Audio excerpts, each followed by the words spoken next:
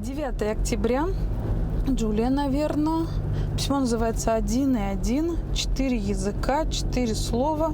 Стучит игрушками. Называется письмо. Здравствуйте, Юля. Меня зовут Виктория. Нет, не Джулия, ошиблась. Хотя письмо от Джулии. Меня зовут Виктория. Очень приятно познакомиться. Вы потрясающий педагог и психолог. Спасибо. На многих ваших видео люблю себя. На многих ваших видео ловлю себя на мысли, что это хорошо, что вы проговариваете все возможные варианты, если какая-то информация не указана в вопросе. По типу, в письме вы не указали, ходит ли ребенок в детский сад. Так вот, если ходит, то бла-бла-бла-бла-бла. А если не ходит, то бла-бла-бла-бла. А не просто вы не указали эту информацию. Так что сказать ничего не могу. Спасибо огромное за подробные ответы. Надеюсь, и на мои вопросы сможете ответить. Вот, собственно, моя ситуация. Я русская, муж немец. Познакомившись, мы говорили на английском языке. Знаем и говорим очень хорошо. И это все еще наш язык общения дома между собой. По работе мужа мы недавно на ближайшие 7 лет переехали во Францию. И наш годовалый сын 1-1 с нами. Я с ним дома говорю на русском, папа на немецком. А когда мы все втроем, то между собой с сыном говорим на английском.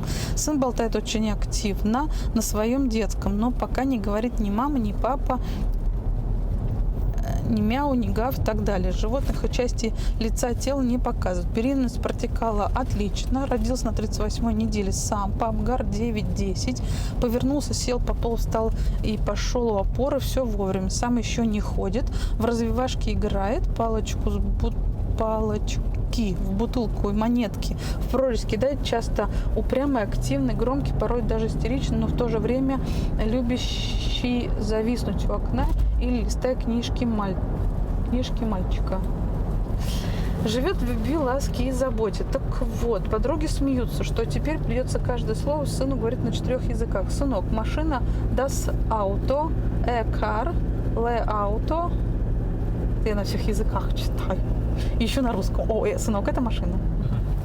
Вопрос, как правильно познакомить ребенка с новыми словами. Например, на картинках, в книжках или карточках. И если в один день на прогулке говорить «машина», а на другой день, сделав его английским, например, говорить уже «ка», не запутается ли ребенок в словах? Или в один день можно читать книжки на разных языках, в одних и тех же животных с разными книжками называть на том языке, на каком читаем сейчас. По скриптам. Если можно, еще вопрос по другой теме. В последнее время сын стал очень громким.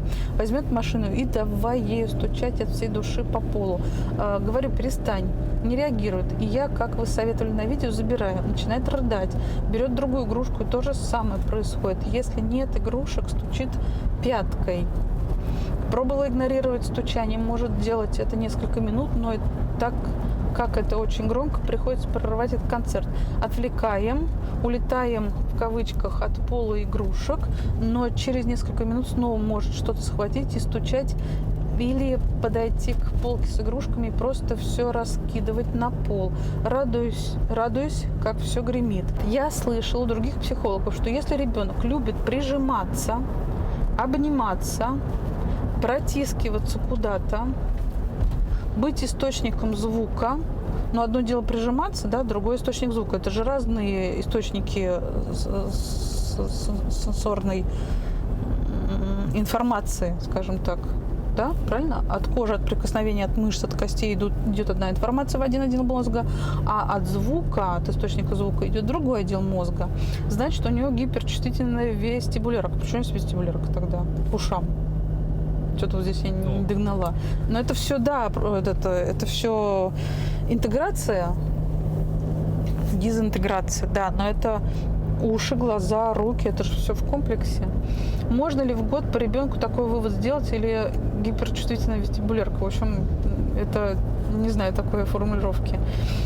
Может быть, просто баловство, и как правильно реагировать? Спасибо за ответ. Желаю вам с Евгением процветания, здоровья и продолжайте нас радовать своими видео. Спасибо большое, Виктория.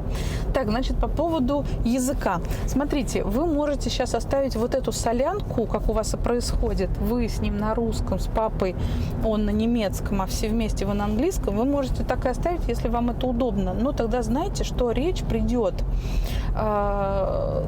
позже, на полгода, на год, чем у стандартных детей. Почему? Потому что одно дело засеивать голову одним языком, и разбираться, все по полочкам раскладывать, классифицировать, обобщать, как это все называется. То есть пока мозг не поймет, что это, как это называется, как к группе относится, что такое цвет, форма, величина и так далее, он не запустит речь, правильно? Вот. И поэтому я почему и говорю родителям, что не говорите на кошку, кошка, кися, как они там еще, кошечка, кири-кири, там что только не говорят. То есть, да, это все оттягивает момент речи. Если бы ребенку постоянно говорили вот на этот объект кошка, кошка, кошка, кошка, он уже на третий день бы сказал кошка, потому что у него уже связалось, да, пушистая, ласковая, царапающаяся, мяукающая, и вот тут же бейджик висит кошка, все, и он бы сказал кошка. Но он только собирается сказать кошка, а завтра ему говорят, что это кошечка, завтра это говорит кис-кис-кис, послезавтра еще, и он все сбивается, он никак не поймет, так что это, что мне говорить, кошка, кошечка, кири-кири, что мне говорить-то? И речь уходит на второй план. Но это как бы одно из, да, не обязательно, что по этой причине вообще речи нет, одно из. А у вас получается та же самая солянка, только на разных языках. Если русскоязычная мама говорит кошка, кошечка, кисочка, котеночек, мимимишечка, то вы будете говорить cat, кошка, что там как по-французски, еще и по-немецки, не знаю. Вот. Та же самая сборная солянка. Когда-нибудь ребенок в ней разберется, однозначно. Но и речь, соответственно, придет позже. И будет миксовать немецкий, французский, английский. Если вы не против этого, я, например, не против. Но в любом случае разберется. Зато у него сразу же несколько языков и сразу же, понимаете, артикуляция. Чем хорошо? Вот английский я не могу сейчас некоторые слова говорить, потому что вот на тех вот звуках, да, заднего языка, заднего, не как это называется там в логопедии. А у нас корень языка не так развит в русском языке, как вот кончик. Почему вот все тайцы не могут сказать «р»? Потому что у них кончик языка, вот эти вот мышцы атрофированы, грубо говоря, а у нас они хорошо развиты, рычим.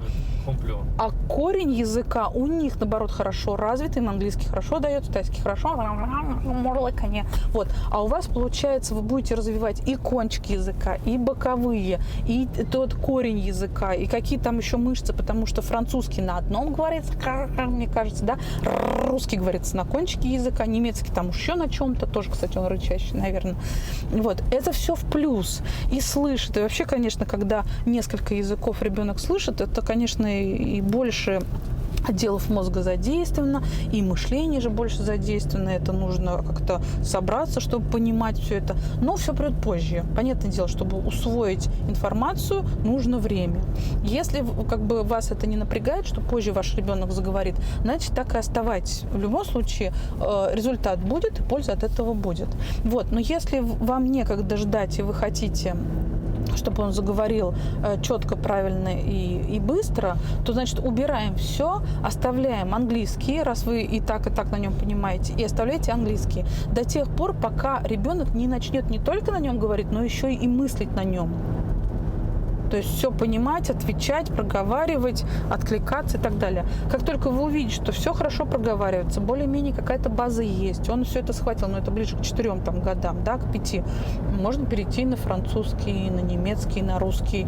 Но добавлять это нужно, да? Да, это добавлять постепенно. А ты знаешь, что это вот и car, и что там, Audi, что там, das Auto, да. Вот. Он это схватит, потому что в 5-летнем, в 6-летнем возрасте объем памяти у ребенка такой, то есть да я все хочу мамам рассказать, чтобы они понимали хорошенечко, что к чему. Почему книги есть до 3 уже, там, после 3 поздно и всякое прочее. Почему говорят, что в дошкольном возрасте все нужно дать. Я сейчас объясню почему. Потому что, еще раз, ребенок рождается с большим количеством нервных волокон, белого вещества. В общем, мозг очень большой. У него даже объем памяти или там чего-то еще больше намного, чем у взрослого человека. Для чего все это дано? Для того, чтобы он мог впитать много всему быстро научиться, да, потому что он как бы рождается заготовкой человека. Если обезьянка на мамке сразу держится и сама все, у нее рефлексы работают, она там скрывается, да, она там прячется, она там за маму держится, сама есть может, то ребенок наш человеческий к этому ко всему не приспособлен. И ему нужно как можно быстрее вот все это дело засеять. И до 7 лет до 7 лет мозг хватает любую информацию, чтобы быстрее научиться поглотить вот эту вот информацию извне и быстрее приспособиться к социуму.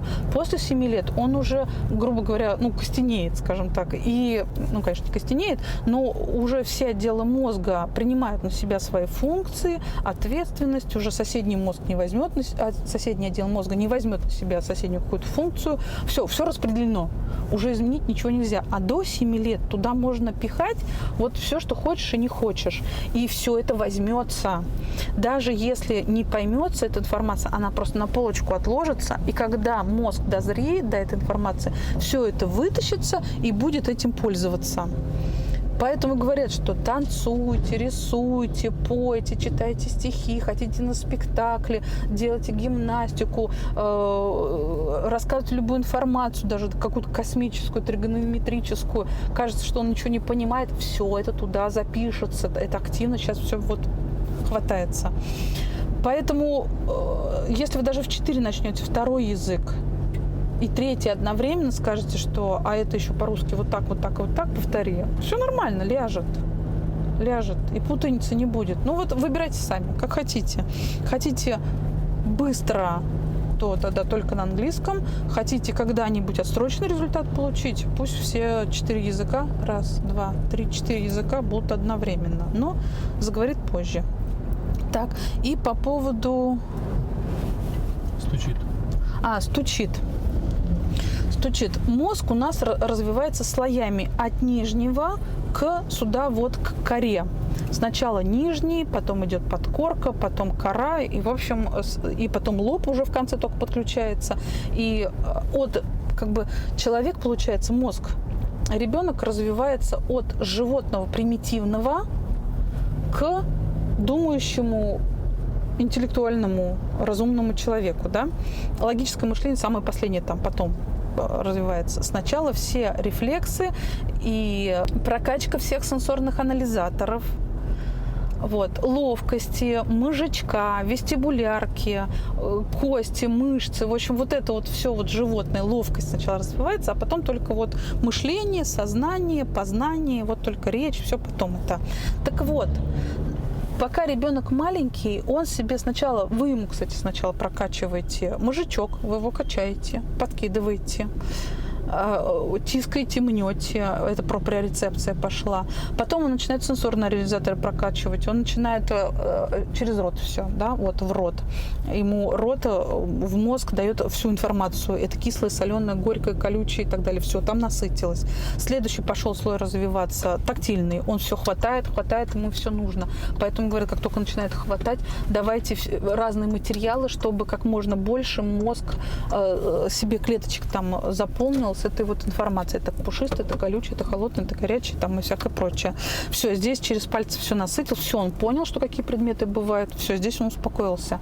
Почему я говорю, что дайте нализаться, наоблизываться, уберите все мелкое, оставьте все крупное и держите все это в чистоте, но не запрещайте облизывать, потому что мозг не насытит нужные клеточки информации через рот, а нужно. Рот дает эту информацию. Дальше пойдет слуховой анализатор. Что он с вами делает? На этом этапе очень много нужно музыкальных инструментов. Погремушек, ксилофонов, металлофонов, барабанов, бубнов, палочек, треугольников. Все эти музыкальные инструменты есть. Видите, он качает слуховой анализатор. Если жалко плитку, пол, ламинаты и машинки, значит, покупаем в бешеном количестве музыкальные игрушки. Пусть сидит и ими гремит. Да, у вас барабанная перепонка сейчас свернется, скажет, нафиг, я пошла. Но что делать-то? Надо это прокачать канал. Если вы не прокачаете сейчас с ребенком этот канал, будет слуховая агнозия. Ухо работает, а тот канал, тот отдел мозга, который обрабатывает все звуковые, все звуки извне, он будет спать. К нему просто не проложили дорогу, нет ленинградки туда, не привезли вагончики с информацией, и он сидит, все, ребенок глухой. А казалось бы, лор проверяет слух нормально. Слуховая агнозия. Прокачать обязательно. Потом по зрению все пойдет. Темно, светло, под столом все это, фонариком, бенгальские огни, молния, свет включили, выключили, в темноте это сделали, с закрытыми глазами прокачали все это. Вот вы приглядывайтесь, пожалуйста, к своему ребенку, что он сейчас в данный момент делает, вот то и нужно. Мозг без вас все по полочкам, вот и дойдет до лба, до логического мышления. И, ну, это будет лет 25. Да, это не скоро. Но вот от продолговатого мозга, от животного, от всех мышц. Вот тут в продолговатом мозге находятся вот эти вот ядра, которые контролируют все мышцы, начиная от артикуляции до вот ног, до наших. Да, сначала вот все тело, мышцы прокачиваются, потом вот анализаторы пошли там в лимбической системе, потом подкорка, кора. Ой, так все интересно. Купить музыкальные инструменты и греметься. Особенно вот эти сейчас музыкальные игрушки. Туда же кнопку нажал, звенит, ага. Причинно-следственная связь, хоть какая-то там минимальная, но есть. Я нажал, ага, зазвонила. Кайф по ушам. Ему сейчас чем громче, тем кайфнее, тем быстрее вот этот вот прям белый червячок пробьется. Тем быстрее галочка поставится и все. Вот этот прям белый червячок от уха, он прям вот так растет, чем больше вы гремите. И объясняете, кстати, что это гремит. Не только гремите, а говорите барабан, бубен, тихо, громко. Дрель, да, совершенно верно, гром, ага, тыдыщ, окно закрылось. Вот, он от этого растет, все, доходит до отдела мозга, который обрабатывает информацию, и все, и полилась туда информация, все, и здесь все, галочка поставлена. Переходим на следующий этап, начинаем растить червяка белого в отдел зрительный, в отдел такой-то, в отдел такой-то. Вот эта вот нейронная сеть, она должна за весь дошкольный возраст вырасти такой бешеный. Там столько должно быть вот этих миллиардов вот этих сплетений, чтобы вся эта оперативка работала как прям часы.